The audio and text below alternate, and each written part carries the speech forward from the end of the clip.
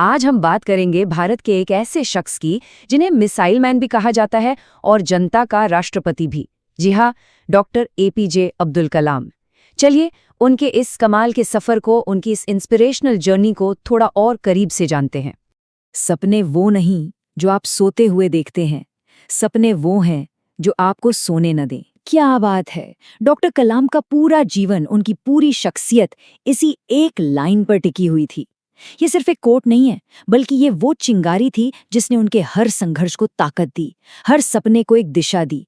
और इसी सोच ने एक मामूली से लड़के को हिंदुस्तान का मिसाइल मैन बना दिया। तो मिसाइल मैन, एक परिचय, एक छोटे से गांव से देश के सबसे बड़े ऑफिस तक का सफर।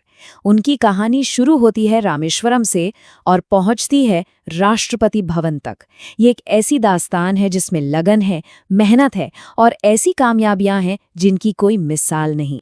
उनका पूरा नाम था अऊल पकीर जैनुलाब्दीन अब्दुल कलाम। जन्म हुआ 15 अक्टूबर 1931 को रामेश्वरम में। बिल्कुल साधारण सा परिवार था, एक तमिल मुस्लिम परिवार। उनके पिता जैनुलाब्दीन जी एक नाविक थे, एक बोटमैन। शायद समंदर की उन्हीं ऊंची नीची लहरों को देखकर ही डॉक्टर कलाम ने बड़े बड़े सपने देखना सीखा होगा। और बस यहीं से उनकी उस कहानी की शुरुआत होती है जिसे सुनकर विश्वास करना मुश्किल हो जाता है।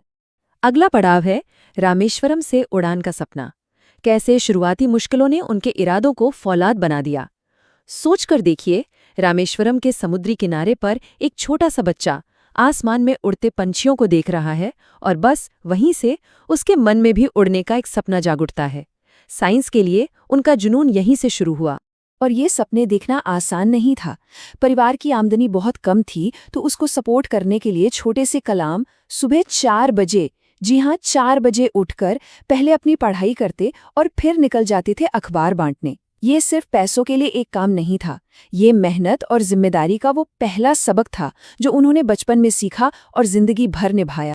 तो ज्ञान की जो भूख थी तो उन्हें आगे बढ़ाती रही। देखिए, 1950 में उन्होंने मैट्रिकुलेशन पूरा किया, फिर 1954 में फिजिक्स में ग्रेजुएट हुए। लेकिन मन में तो आसमान छूने का सपना था ना, इसीलिए उन्होंने रुख किया मद्रास इंस्टीट्यूट ऑफ टेक्नोलॉजी का, यानी MIT, और 1960 में वहां से एरोनॉटिकल इंजीनियरिंग की डिग्री हासिल की, एक एक कदम अपने सपने की तरफ। लेकिन ये सब पढ़ाई, ये इंजीनियरिंग, इन सब के पीछे एक ही मकसद था, एक ही मंजिल थी। उनका सबसे बड़ा सपना था इंडियन एयरफोर्स में एक फाइटर पायलट बनना। बस यही वो चीज़ थी जिसके लिए उन्होंने इतनी मेहनत की थी। पर कहते हैं ना, किस्मत को शायद कुछ और ही मंजूर था। एग्जाम दिया और रिजल्ट आया, उन्हें मिला 9th रैंक और पोजीशंस थी सिर्फ